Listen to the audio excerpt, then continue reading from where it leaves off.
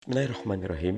Izinkan pada kesempatan kali ini dengan sedikit pengetahuan yang ada, tapi saya ingin kita mulai berpikir ke depan terkait dengan pasca pandemi COVID-19.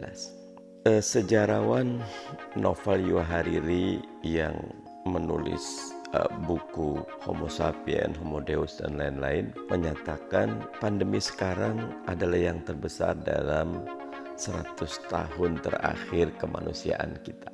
Dan karena itu ini akan mengubah demikian banyak tatanan, bukan cuma ekonomi, tapi juga sosial, politik, dan budaya. Ayo kita coba belajar bagaimana kita menyiapkan diri pasca pandemi COVID-19 ini. Beberapa skenario akan bisa ditemukan bahwa setidaknya ada 3 skenario ya sesudah pandemi.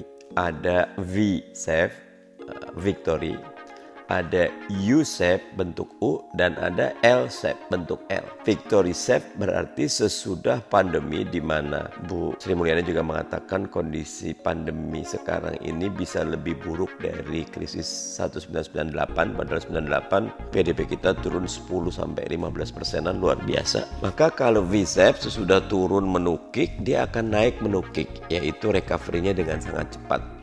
Pabrik segera berproduksi, daya beli segera bisa digerakkan, kredit bertumbuh, kondisi normal, pertumbuhan ekonomi yang diprediksi sekarang mungkin 2,1 sampai minus 0,4, berat dari target 5, itu bisa cepat naik ya.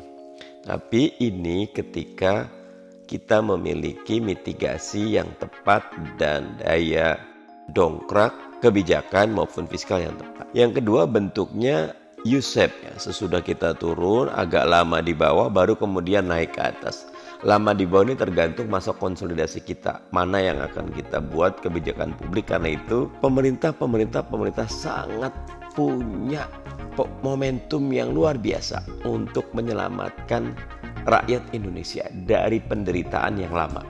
Ketimbang U-shape, kita berharap V-shape, tapi skenario terburuknya adalah L-shape ya. Sesudah kita turun maka kita tidak naik-naik, benar-benar terbenam dan terus di bawah. Kalau L ini adalah bukan cuma bencana kesehatan, bukan cuma bencana ekonomi, ini bencana kemanusiaan, peradaban, dan kedaulatan negara. Ini sangat-sangat berbahaya. Nah karena itu ayo teman-teman, kita dorong pemerintah untuk memiliki kebijakan yang efektif, akurat, tepat sasaran, sehingga kita memiliki skenario yang V-shape, victory shape. Jangan sampai U-shape ataupun nauzubillah kalau L-shape. Nah karena itu saya berpikir beberapa hal. Pertama, jangan fokus kepada perusahaan besar. Mereka mestinya akan sanggup. Tapi fokus kepada UMKM, usaha mikro, kecil, menengah. Daya beli betul-betul sistem padat karya. Kalau menurut saya basis per desa, per kelurahan, benar-benar disediakan dana desa dikonvert menjadi padat karya, dana kelurahan dikonvert, kemudian potong semua birokrasi, fokus ke bawah. Gimana sebanyak mungkin masyarakat mendapatkan manfaat. Perbankan kalau perlu potong dana-dana yang berbunga tinggi, jadikan kredit usaha rakyat. Kalau perlu 0. Kalau perlu maksimal 3% pinjaman, sehingga dengan demikian akan ada gerakan luar biasa. Yang ketiga, kebijakan pemerintah untuk membangun industri dan kekuatan ekonomi dalam negeri. Mulai pagari, jangan ada import.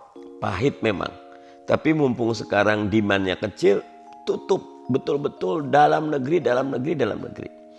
Ini kebijakan Kementerian Perindustrian, kebijakan Kementerian Pendidikan, kebijakan Kementerian UMKM, kebijakan Kementerian Keuangan, kebijakan Kementerian Perdagangan, Pertanian, ya, agroindustri, Kementerian Kreatif, semuanya betul-betul menjaga agar kita V-shape, dari turun langsung bisa naik. Kalau ini diwujudkan, maka insya Allah kita akan menjadi bangsa yang lebih berat, yang lebih baik, yang lebih besar ketimbang sebelum pandemi corona.